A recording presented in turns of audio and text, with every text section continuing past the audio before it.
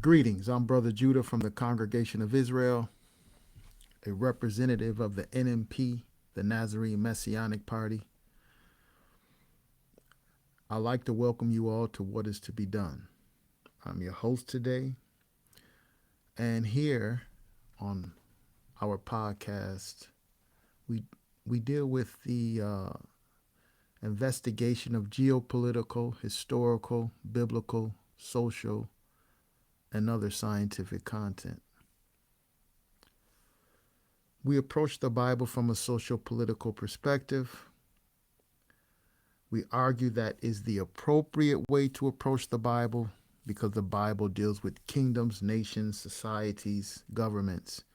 In short, it deals with politics and political science. Today, we want to continue some of our analyzing and discussion, boots on the ground, listening to the American people. Our discussion today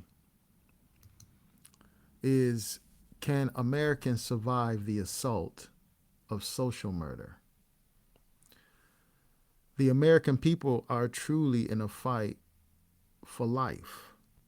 And in fact, all of the workers throughout the world in so-called first, so-called second, and so-called third world countries are in a fight for life. The American worker is what we want to look at today. And we want to also explain what we mean by social murder.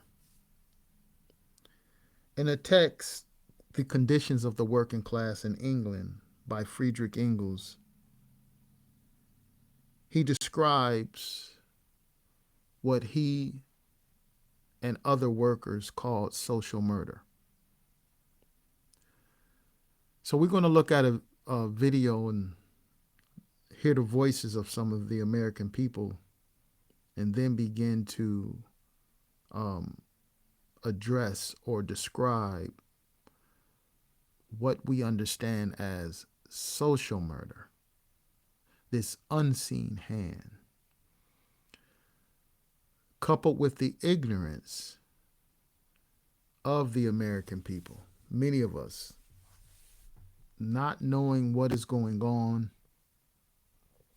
because purposely the political playing field is obscured.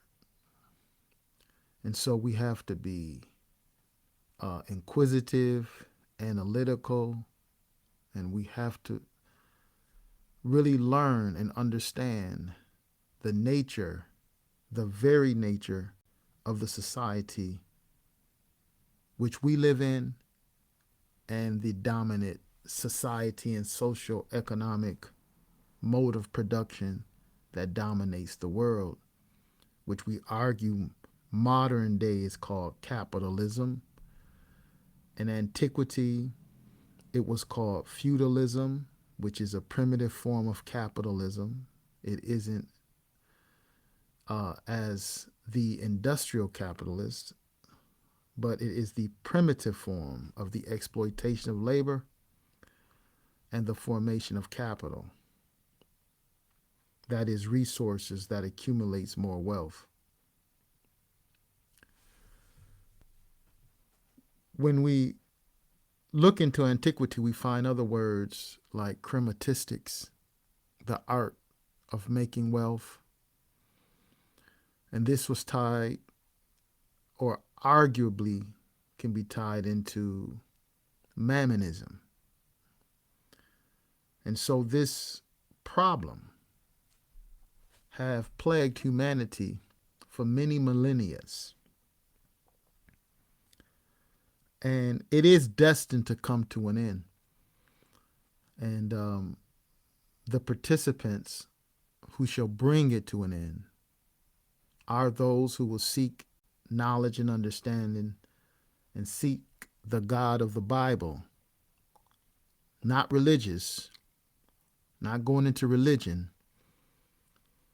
but seeking the God of the Bible and dealing with it that is the Bible, intelligently and understanding the sciences and knowledges of the text.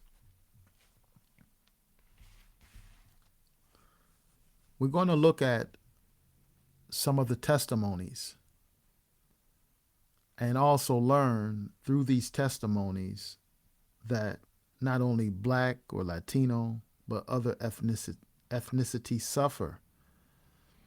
And it is important for us to recognize that so we can no longer give strength to the race doctrine and the division of races, which is another distraction that keeps those who sit in seats of power throughout the globe in power. But we're going to learn in this video how far so-called white privilege go. You know, they like to talk about white privilege, and you got whites talking about blacks, blacks talking about whites, thus and such. Well, let us put all that to the side and just look and see the social conditions in which people face. So let's look into this. The number of people who are living in third world conditions in the United States is continuing to grow. There are millions and millions of Americans that are living in places where they do not have adequate housing, they do not have adequate electricity, there's no running water, they do not have access to medical care or grocery stores or transportation. Martin County, Kentucky. Poverty rate is 48% and the water undrinkable. So is the water actually brown? Yeah, I won't drink it. My girlfriend drinks it, but they say it causes cancer. So you're saying like you won't drink the tap water here? No, I won't drink it. It's been going on for 5 years, I'd say. Long time. And the water's like brown when it comes out of the sink, or what? Yeah, when you turn it on, yeah. I got the lights and water cut off. How do you get water? I carry it. We got a spring hole about half a mile. We can bring it in the jug. So how do you shower? In the tubs right there. There is continuing to be a wider and wider divide between the haves and the have-nots, the people who have money and the people who don't have money. Right now, the top 1% own a vast majority of the wealth, while the bottom 50% own only 2.5% of all the wealth in the United States. So there are some really wealthy people in the US, but that doesn't mean that the country as a whole is a wealthy country. Why are there so many who own so little and are paid so poorly in a country that has so much? Because many of us benefit from that situation. You know, I read the novelist Tommy Orange's first book, There, and he has a line there that says, you know, kids are jumping out of the windows of burning buildings, falling to their deaths, and we think the problem is they're jumping. You know, and when I read that, I was like, man, that sounds like the poverty debate. You know, we constantly focus on the poor. We should be focusing on the fire, you know, who lit it, who's warming their hands by it. And I think that's a sentence that cuts through the complexity arguments. You know, some lives are made small so that others may grow. And that's just the plain truth of it. I know this from personal experience. I have lived in rural Appalachia. We are living in this camper that we bought for $5,800. I have experienced going without electricity and running water. We did not have access to healthcare. Healthcare in the US is very expensive, and it's becoming more and more expensive over the years.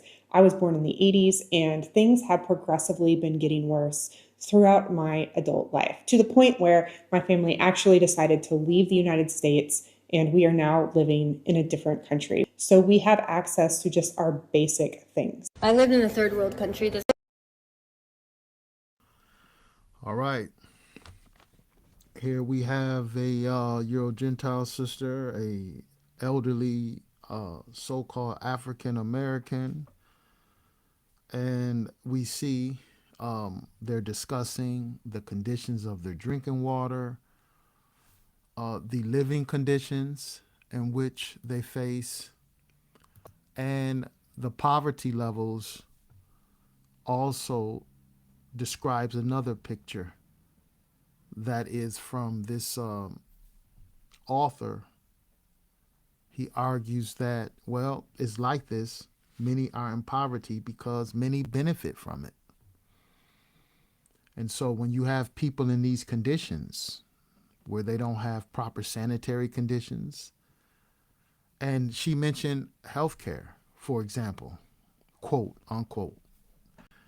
Well, you're looking at the pharmaceutical industries. You're looking at the so-called business model of the so-called Western medicine industry. It's profit driven, the profit margins, and this is where people argue it is profit before people. Well, again, the prices, the high cost of food or any other necessity falls into the hand of the capitalist. The capitalists determine the prices, but not the capitalists alone. We have argued already that the capitalist can determine the price, or he has the liberty to exploit the people and set prices, is because the capitalists have infiltrated Congress. They had to, because in the known world, you just can't, in this so-called country, let me start there, you just can't do what you want. And so what we find is that we have laws and constitutions in place. And so there is a way in which people must go about doing things in order for their will or what they desire to be brought to pass. So the rich must put people in the seats of Congress or in one of the tiers of government in order to write laws or legislations so they can further do what they would like. But they have to go through that process. And we explained this before. They must go through this process. And again, I like to sort of show this picture, if you will, of this caricature of how this actually works with the capitalist and the politician. And the reason why the capitalist can do it, and I must keep repeating it so it can start to resonate, is that they're working and organizing for political power. This liberty to work and to organize political power is also available to the common person. The common person have forfeited this. That is their political power. They have forfeited their right to organize. They have forfeited their right to declare or to have public or freedom of press to organize. See, they have freedom of press. They can get on and put stuff in the newspaper. They can get on social media. But when I mean they forfeited their right is that they don't do it. So therefore, the avenues and all that the rich have to use to spread their doctrines and ideas, they use it to the fullest. And they persuade people into their ideas, but we need a counterclaim. And the people must use the media, social media, in order to begin to bring forth ideas and to organize and to bring forth a political organization that will work in behalf of the people. See, we have to put the work in to do that. The rich men do it as well. And that's why they're able to pass certain laws. So when we go back here to look at our conditions that the people face here in America, we have to begin to put this in perspective. The number of people who are living in third world conditions in the United States is continuing to grow. So the narrator, or if you will, or the content maker argues that the third world conditions in America continues to grow. All right. And most people could testify of it. She's also the one that made argument with healthcare. We're going to look at the drinking water. Why is it that way? And why is it that legislation normally leans towards the capitalist businessmen? Like, for example, Obama, he leaned more towards the capitalist bankers and the automobile manufacturers first. Why is it this way? Why is it that that is the capitalist pharmaceutical companies,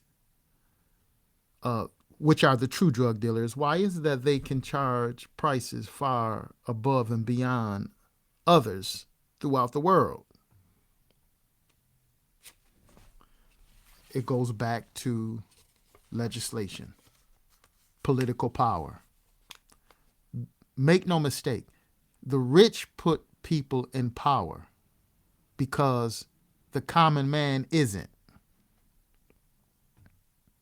Not that the common man cannot, but he isn't. Okay?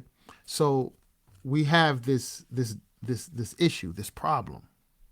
And when we have people sitting in seats of Congress or in the executive branch or in the judicial branch, it is a mistake to say that they're not working in behalf of the American people. That's a mistake. That's what I mean. We have to be more analytical. The rich people consider themselves American too. You see, that's why you can't paint anything with a broad brush, whether it's a race, an ethnicity, whatever it is. That type of analysis is grounds for faultiness.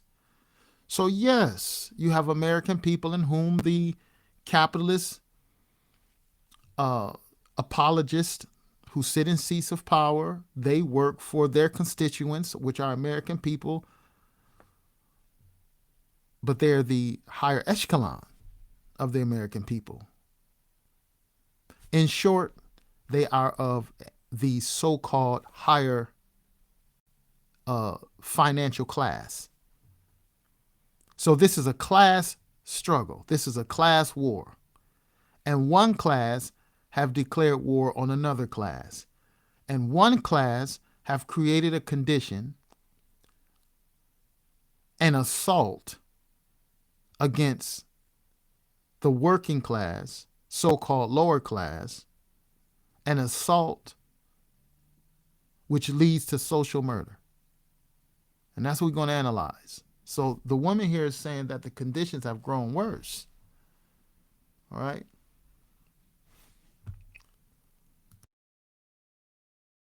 There are millions and millions of Americans that are living in places where they do not have adequate housing, they do not have adequate electricity, there's no running water, they do not have access to medical care or grocery stores or transportation. Martin County, Kentucky. Poverty rate is 48% and the water undrinkable. So is the water actually brown? Yeah. I won't drink it. My girlfriend drinks it, but they say it causes cancer. So you're saying like you won't drink the tap water here? No, I won't drink it. It's been going on for 5 years, I'd say. Long time. And the water's like brown when it comes out of the sink, or what? Yeah, when you turn it on, yeah. I got the lights and water cut off. How do you get water? I carry it. We got a spring hole about half a mile. We can bring it in the jug. So how do you shower? In the tubs right there. There is continuing to be a wider and wider divide between the haves and the have-nots, the people who have money and the people who don't have money. Right now, the top 1% own a vast majority of the wealth, while the bottom 50% own only 2.5% of all the wealth in the United States. And that's what we're arguing here again, is this obscurity. Who's this 1%? Capitalists. Name them. Identify them. Because as long as you don't name them, they're going to go under the so-called radar. You won't be able to identify them because they're not coming to your awareness. Thus, capitalism won't be critiqued. So then we use this word, the have-nots, or the haves and the have-nots. The have-nots are the working proletariat. They're the workers. For the most part, you have some workers who have a higher echelon or are part of the higher echelon. Some may call them middle class or upper middle class. But we're talking class. The capitalist class. The capitalist class are the ones who's causing this assault. And the ignorant Americans, and it's different. I'm not saying that they're stupid. They're just uninformed. Many of us have been uninformed. All right. So we're looking for information so we can be informed. But many of us, being uninformed, we defend the capitalists and don't even know it. We literally defend the class that's causing all of this misery. Some defend because they have aspirations of becoming a part of the capitalist class, which most will never be. So we have to identify who's causing the misery. We have to identify that it's not racism. You see how quick people are so quick, and that's primarily because of the media. People parrots. Racism this, racism that, white people this, black people that.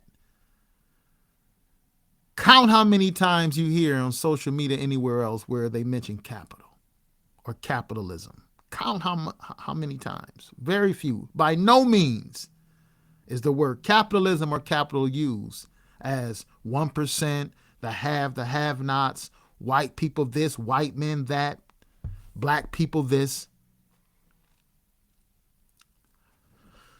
And that's not by mistake, people. So we have the distribution of household wealth is unequally, or it is divided inequitably. All right. Now, who allows it to happen?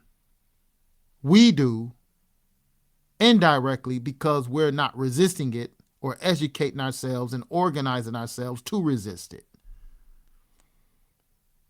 But the other part of the coin is this: the rich men infiltrate the seats of power by putting people in that will work in their behalf. So when Congress will not increase the minimum wages, well, the capitalists don't want minimum wages to increase. When the Congress will not write into law the increase of the poverty threshold, then the distribution of goods and services which are based on it could still be to their bare minimum. Because if you're a single person making $18,000 a year, okay, well, if you make $20,000 a year or $19,000 a year, you're not considered in poverty, but you can't buy much more than you can if you made 18. The way that they have totally made us ignorant on how the system works. And what I mean, the capitalists, when I say they, I'm talking about the capitalists. Why? Because the capitalists don't want true education, to understand the social economic model in the schools for the working proletariat people. No, they just want the best talents that they can employ into their wage slave system, that you work for them to increase more wealth. All in the meanwhile, we have things like this going on. An assault, social murder, bad drinking water, poor living conditions, misery. So there are some really wealthy people in the US, but that doesn't mean that the country as a whole is a wealthy country. Why are there so many who own so little and are paid so poorly in a country that has so much? Because many of us benefit from that situation. You know, I read the novelist Tommy Orange's first book, There, and he has a line there that says, you know, kids are jumping out of the windows of burning buildings, falling to their deaths, and we think the problem is they're jumping. You know, and when I read that, I was like, man, that sounds like the poverty debate. You know, we constantly focus on the poor. We should be focusing on the fire, you know, who lit it, who's warming their hands by it. And I think that's a sentence that cuts through the complexity arguments.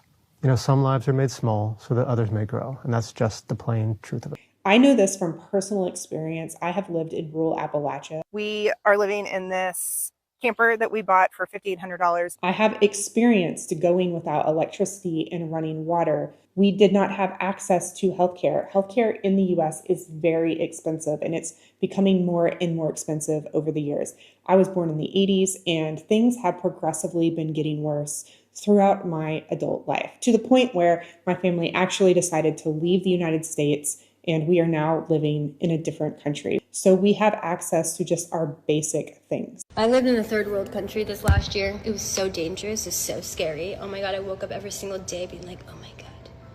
Bucket showers, living off the land, understanding where my food's coming from, understanding the way of life. No, babes.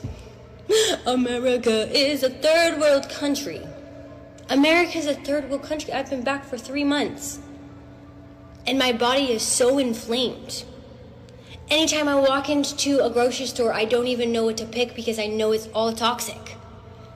Any interaction I have, I'm like, oh my God, you just want something from me. The only thing that's beneficial about America is the opportunities here.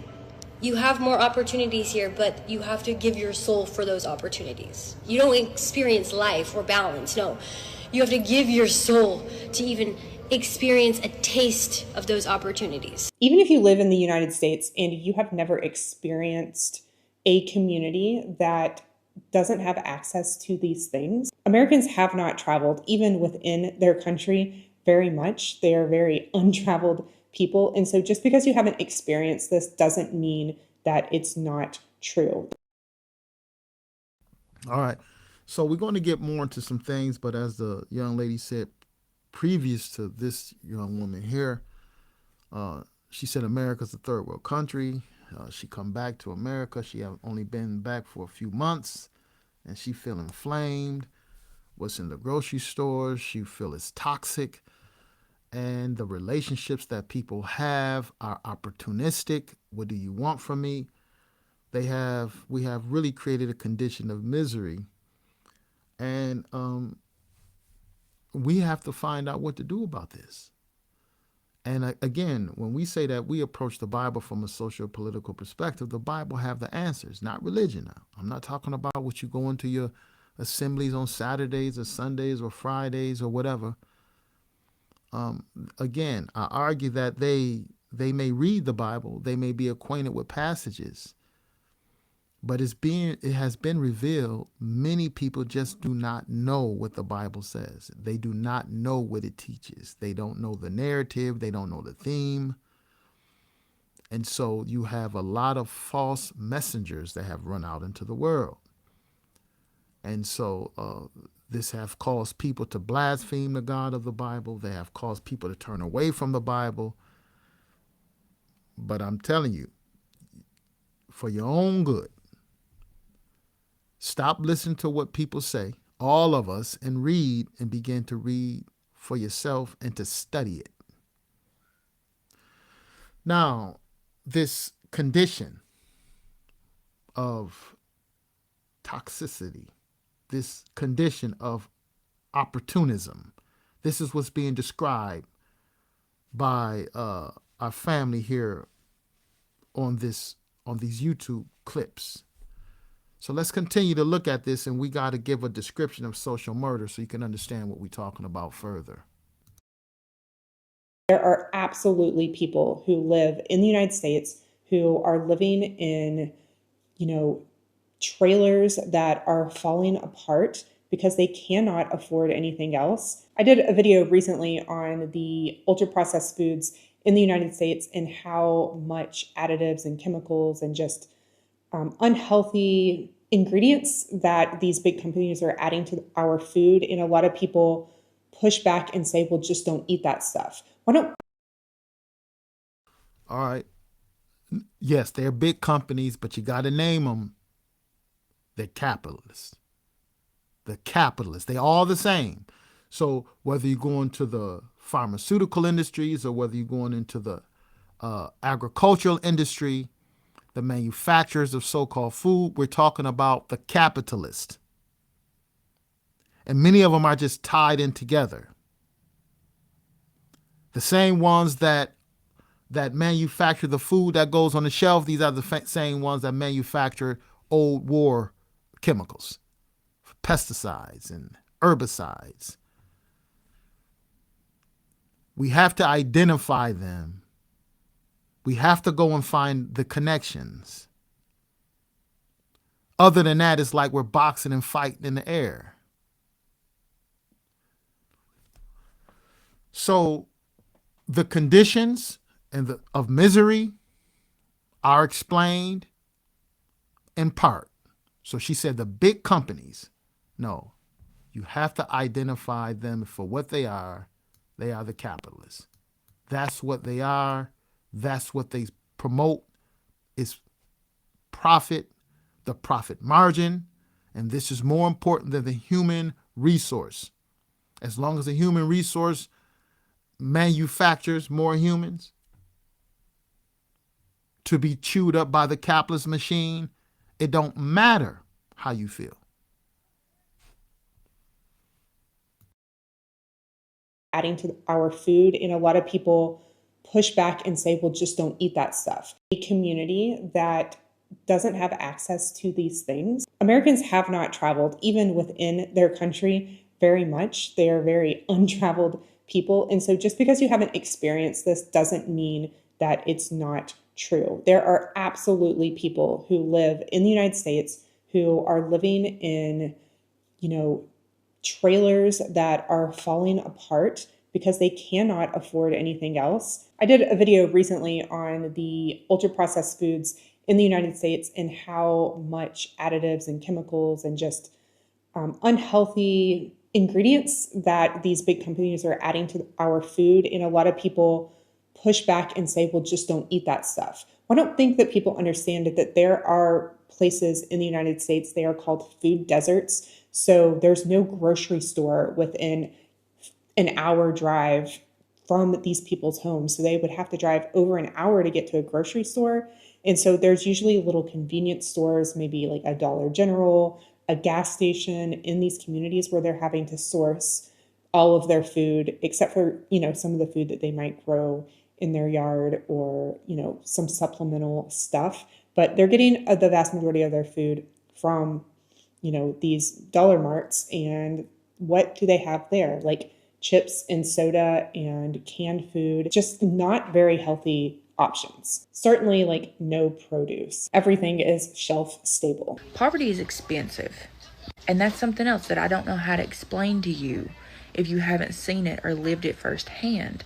And also when you're talking about Appalachian poverty, it's also the fact that you almost can't escape it.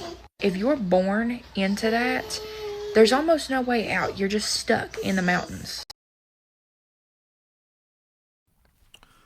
So we're getting testimonies here of the misery in which the people face, right? Now, we had talked about explaining what we mean by social murder.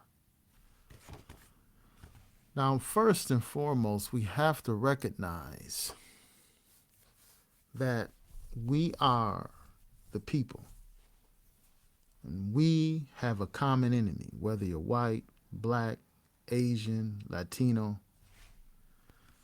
And it's important for us to understand the idea of the unity of the worker. And this unity of the worker, we have to realize if we just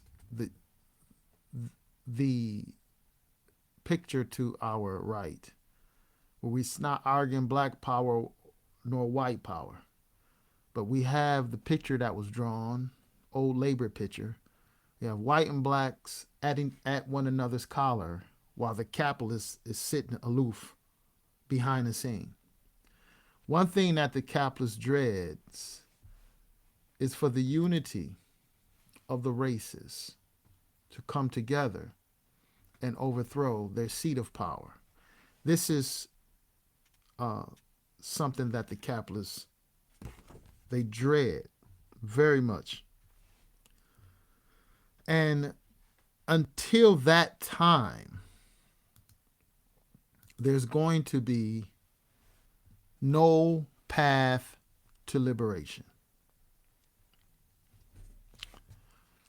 Now, that path to liberation is very important for us because it will resolve the issues in which we face.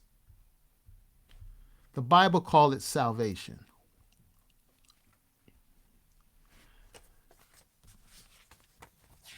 This excerpt from Frederick Engels, The Condition of the Working Class in England, puts it this way. When one individual inflicts bodily injury upon another, that death results. We call this deed manslaughter. We call it manslaughter. Okay? When the assailant knows in advance that the injury will be fatal, we call this deed murder. But when society places thousands of citizens in such a position that they inevitably meet an early unnatural death, one in which is quite as much a death by violence as that by the sword or bullet.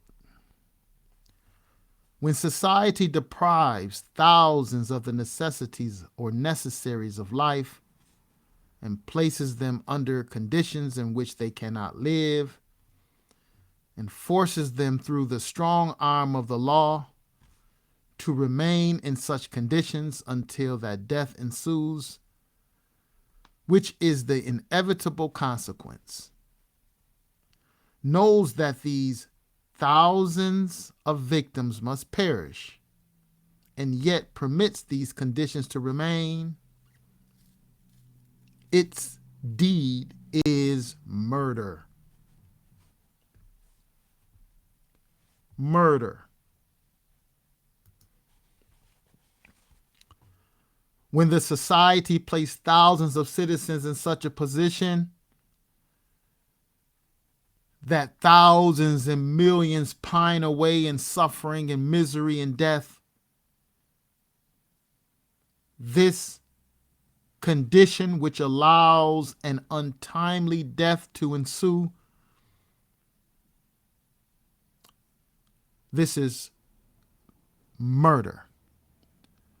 And the strong arm of the law is exercised by the capitalists who have infiltrated the seats of authority. We're not going to disappear out of this. It's not meaning you're not going to rapture and disappear and go to another dimension. That's not likely. It's not likely spaceships are going to come. I know people say they see spaceships all the time. They got spaceships hidden. They done captured aliens and spaceships, whatever it is. All these spaceships and aliens that people done allegedly found and seen, and witnessed and been abducted, they still haven't come down to help us. Then you have people believing, whether they Muslim or whether they're religious Israelite sect, they believe spaceship's going to come. And then you have those who I will argue misunderstand apocalyptic imagery, and they misunderstand Jesus' words, and they argue and take literally, they argue that a man is going to come on the clouds.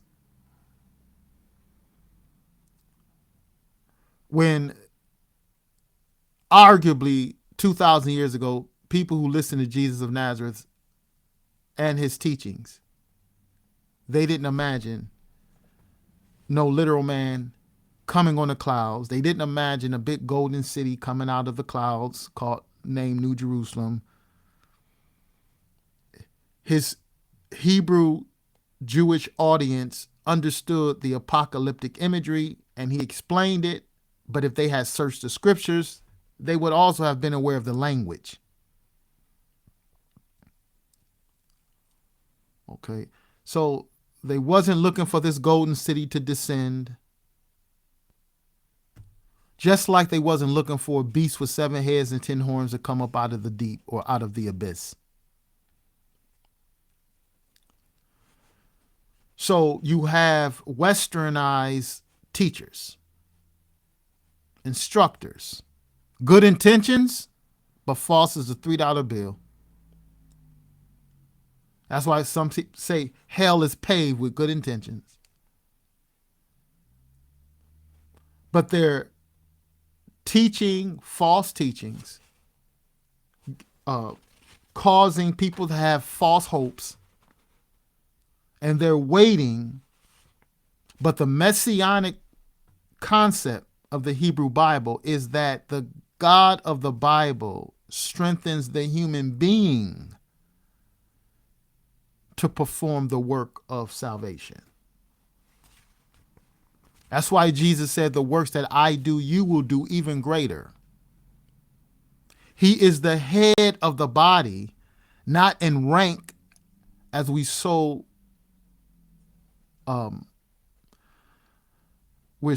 accustomed to believe because of the this ranking system and authority system that the nations exercise over each other. We misunderstand this idea of head. The head that Jesus Christ is being identified as is the head of a body. Because the first thing formed with the development of the human is the brain and the nervous system, i.e. the head. And then the rest of the body parts are joined together with it and become one with it.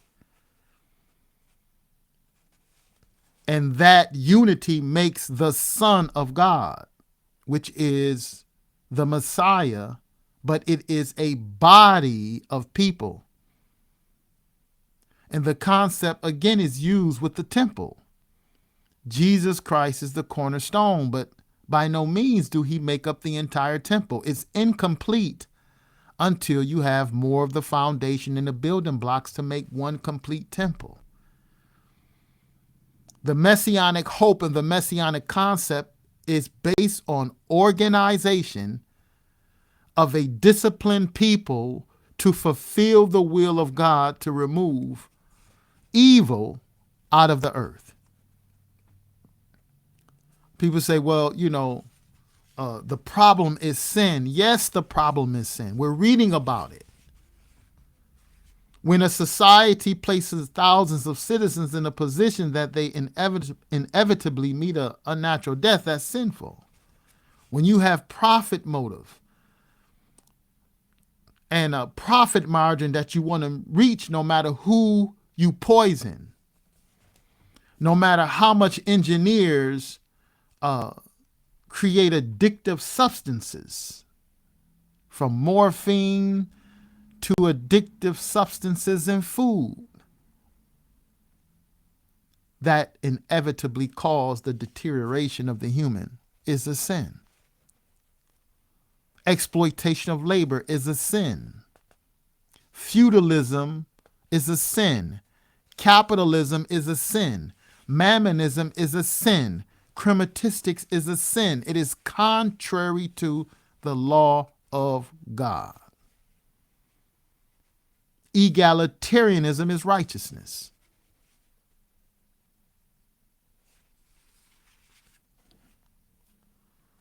Equitable distribution is righteousness. So when we're looking at this, when society places thousands of citizens in such a position that they inevitably meet an early unnatural death, one in which is quite as much a death by violence as by the sword or bullet, when it deprives thousands of the necessaries of life, places them under conditions in which they cannot live, and forces them through the strong arm of the law to remain in such conditions until death ensues, which is the inevitable consequence, knows that these thousands of victims must perish, and yet permits these conditions to remain, its deed is murder. Sure, just as surely as the deed of a single individual disguised malicious murder, murder against which none can defend himself, which does not seem what it is. No man sees the murderer, because the death of the victim seems a natural one, since the offense is more one of omission than of commission. But murder it remains. The present social system has placed the workers under conditions in which they can neither retain health nor live long. The system undermines the vital forces of these workers gradually, little by little, and so hurries them to the grave before their time. Thus is the deeds and the nature of the capitalist system. Now we see the people are in need. In their needs of food, shelter, and clothing, decent housing, nutrition,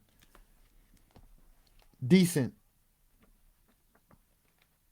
shelter and nutrition and clothing is essential for life. And if we were to look into this text of 1 John, the text of 1 John, starting at verse 11, chapter 3, 1 John, verse 11, chapter 3. John or Yohanan argues, because this is the message that you heard from the beginning, that we should love one another. Now, this love that the Bible making reference to really isn't an emotion. An emotion can be tied to it or associated with it. But the love itself that the Bible making reference of isn't necessarily an emotion. But those are the discussions. It says the message that you heard from the beginning, that we should love one another, not doing just as Cain did, who was birthed from the evil one and slaughtered his brother. And for what self-gratifying cause did he slaughter him? Because his own works were evil, and the ones of his brother were righteous. Don't marvel, my brothers, if the world hates you. We have seen that we ourselves have walked out from death into life above, because we love the brothers. The one not presently loving the brother abides in death. And that's why I told you love isn't an emotion. And here John is going to explain the demonstration of love. You can have an affinity towards someone, and it could be wrong. You know, you may say you love your children, for example, and have an affinity towards your children, but you may give them things that's harmful. So with love, as the elders and the teachers argue, they called it charity. It must be coupled with wisdom. It must be coupled with knowledge. Okay? And so when we're talking about this biblical love, it's not focusing on an emotion more than a duty. And once your emotion supports the duty, then the love of God is perfected. But if it isn't, your emotion could be misplaced, and you could find yourself not in the love of God, but loving the works of darkness, especially self-gratifying. Okay? So what we find here, the one not presently loving the brother abides in death. Anyone presently hating his brother is a man killer. And you personally know that any man killer does not have eternal life above abiding in him. By this we have known the love of God, because that one laid down his own soul on behalf of us, and we ourselves are indebted to lay down our own souls on behalf of the brothers. So exactly what Yeshua ben David or Jesus did, we supposed to do. This is this argument. Now watch this. But whoever should have the world's goods or livelihood, and should presently observe his brother having need, and should shut up his inward affections from him. So you have this affinity or these inward affection that you shut up towards your brother. In this context, watch what he says. Shut up the inward affections from him. How does the love of God presently abide in him? So if you have the world's livelihood and you presently observe your brother having need and you don't provide, then the love of God isn't in you. You could feel sorry for them. You can hate to see it. You could hate to see people in poverty. And this isn't a message for the individual. This is a message for the group. So if you know you can't change it by yourself, but if you really want to change it, you're compelled to organize. See, it's just like a person rise up and realize they need some money. They know that they can't get the money by themselves, so they go out and find help to get money. See, we will do that for our own self-preservation. But to lay down our lives for our brothers is now to look and be concerned for our brothers' preservation. And the same efforts should be taken. So John argues in verse 18, he says, my dear children, we should not love in word, nor even in tongue, but rather in deed and in truth. In other words, you could say you love someone, but if you see them under such conditions, if you're not actively looking to change the conditions like you will actively look to change your own conditions if they were rough conditions and how you would want help, or I would want help. If we're not doing that for our neighbor who needs the help, no matter how we feel, no matter if we have a little affection towards them, the love of God isn't in us. The love of God is an active love, founded on faith, the word imuna, which is to participate in the work of God. You believe God, so therefore you will be active. And we have other teachings to show you. Not just in theory or in thought you believe God, but it is to be demonstrated in action. And this is what John is describing. So when we have these conditions, and the vast of the people who claim to be believers in whatever religion, and they're not actively organizing to change this deplorable monstrosity, then we're all guilty. We're all guilty because we're not changing the conditions which we have the power to change. And the only reason we're not changing it is because of our own self-gratification, not wanting to inconvenience ourselves, to work with other people, to struggle to organize.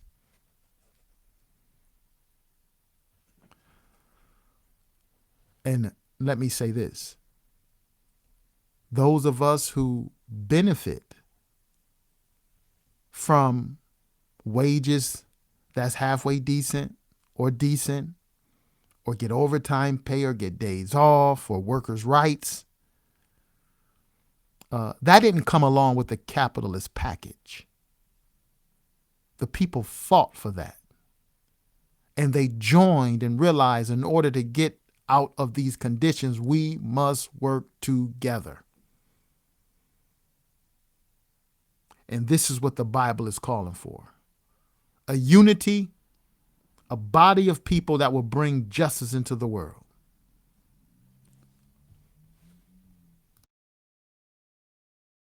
The number of people who are living in third world conditions in the United States is continuing to grow.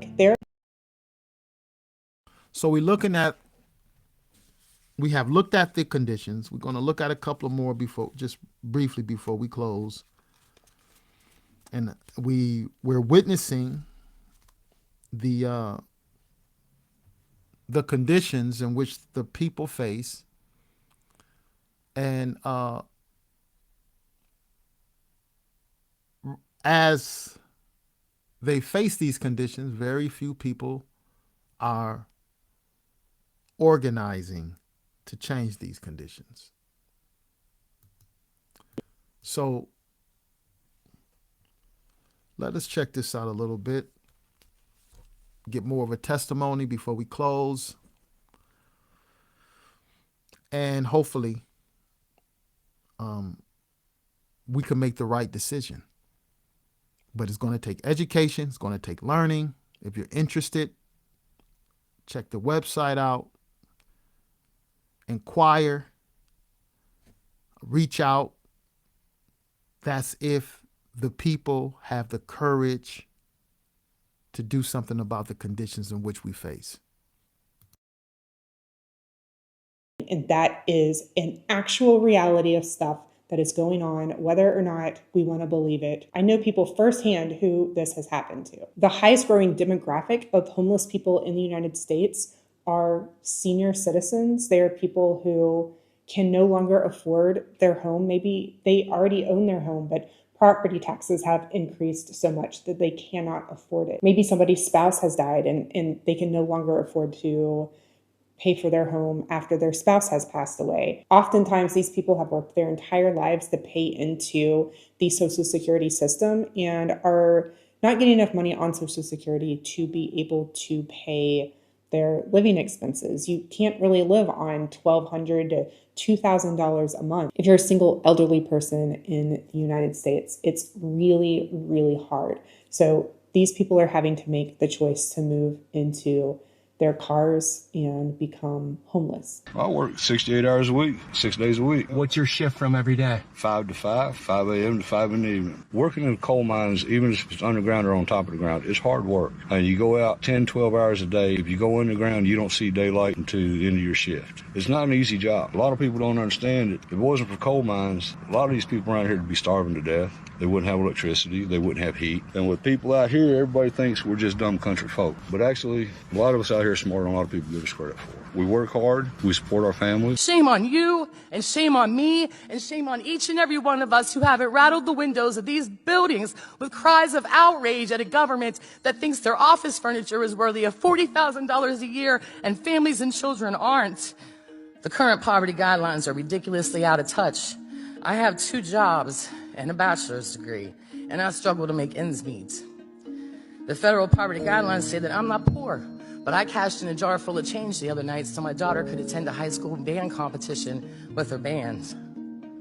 I can't go grocery shopping without a calculator. I had to decide which bills not to pay to be here in this room today. Believe me, I pulled myself up by the bootstraps so many damn times that I've ripped them off. Minimum wage in the United States has stayed the same for years. It is still $7.25 at a federal level. We're from Tennessee, and that is the minimum wage in Tennessee, $7.25 an hour. There's something wrong in this country telling people it is okay to work 3 jobs, not see your kids, not see your loved ones, not take a vacation, and God forbid you get sick, okay? And I still got a job at home because I'm a mother. Because let's not forget, I don't get a day off. And I got to figure all that out. How are we going to eat? How are we going to pay rent? How are we going to pay the utility bills? That every single thing went up after COVID. Not one thing stayed the same except salaries. The only thing that stayed the same in this country is the minimum wage. Even though everything else went up, there is no scarcity. It is how do we pit people against each other so they're too distracted to see everything that I'm too addicted to consuming. And how much profit I'm making, and more profit, how many more houses one individual can have, how many yachts can one individual have. When people can be employed full. When you see your brothers in need, this is what those who sit in power have initiated this assault. They have initiated this assault of social murder. Those of us stand by and let it happen are also guilty. All of this jargon, well, you better get yourself together, go get some land, leave the country. Everybody can't do that. Okay? And you won't be able to run for far and run for long. All everybody think they could run away from it. They're learning they can't. Whether they fled to Africa, whether they fled to other countries, you're learning you can't. And I tell people for years, wherever you at and you think it's good, the capitalist right on your heels. So here are the cries of the people. And so we're going to close with one more excerpt, because we must bring in not just to put it in perspective. We also have to bring in the conditions, not just for the adults, but we also have to remember that as we ignore this situation because ours may be a little better.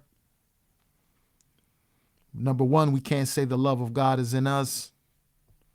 And number two, we are a accomplice to the miseries. Just not profitable. That's not something that the government does. They don't set up internet. And so, certain communities don't have access to the internet because a lot of people like to say, well, they should just educate themselves. How? What are they supposed to do? In America today, child poverty has reached record levels, with over 16 million children now affected. To us, it's just how we live. You don't get to make choices in how you live. 1 in 13 Americans is now unemployed, and many children are growing up with little hope for their future. I'm surprised by how things can change so fast. You can go from doing okay to going hungry and on the verge of being homeless again. And we're going to start with numbers 1 through 20. Food banks struggle to keep up with demand, and homeless shelters have long waiting lists as even middle-income families sometimes lose their homes with just a few days' notice. There is an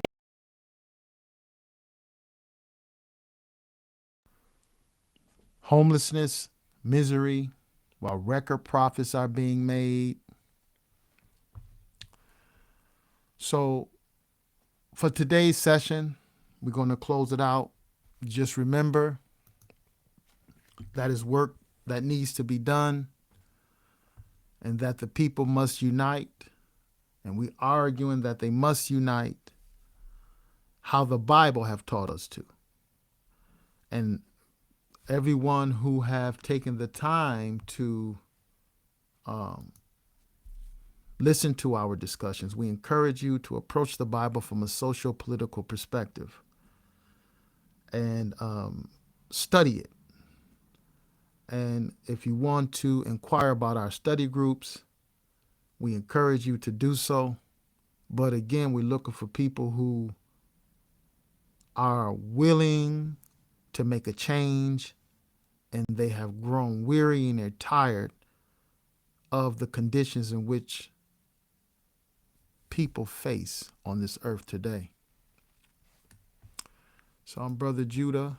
I was your host today. I am your host today on What Is to Be Done podcast, as we deal with geopolitical, historical, biblical, social, and other scientific content. We hopefully will come again with more teachings.